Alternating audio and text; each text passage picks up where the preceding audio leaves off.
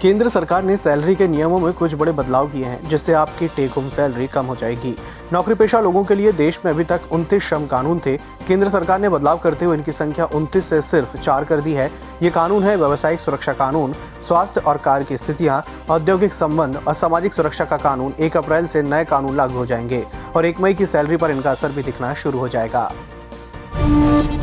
कृषि कानूनों के खिलाफ चल रहे किसान आंदोलन को 87 दिन हो गए हैं। इस बीच किसानों के आत्महत्या करने का सिलसिला रुक नहीं रहा। पंजाब के एक किसान परिवार में पिता पुत्र ने शुक्रवार को सुसाइड कर लिया। शनिवार को सामने आया मामला होशियारपुर जिले के मुहद्दीपुर गांव का है। जो सुसाइड नोट मिला है उसमें मोदी सरकार के साथ साथ पंजाब की अमरिंदर सरकार को भी जिम्मेदार ठहराया गया है।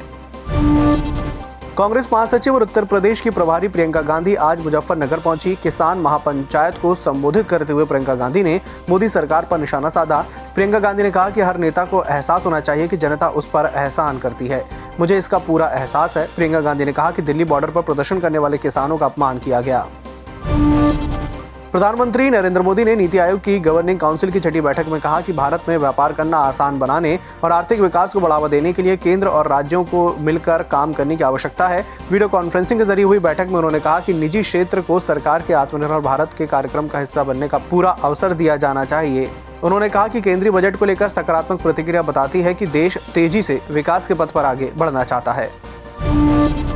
देश के कई राज्यों में एक बार फिर से कोरोना वायरस के मामले अचानक तेजी से बढ़ने लगे हैं। केंद्रीय स्वास्थ्य मंत्रालय ने शनिवार को चेतावनी देते हुए कहा कि केरल, महाराष्ट्र, पंजाब, छत्तीसगढ़ और मध्य प्रदेश में कोरोना वायरस के दैनिक मामलों में अचानक बढ़ोतरी दर्ज की गई है। स्वास्थ्य मंत्रालय ने एक बयान में कहा कि पिछले 7 दिनों में छत्तीसगढ़ में भी कोरोना के नए सक्रिय मामलों में वृद्धि देखी गई है। यहाँ पिछले 24 घंटे में 259 नए कोरोना के मामले सामने आए हैं।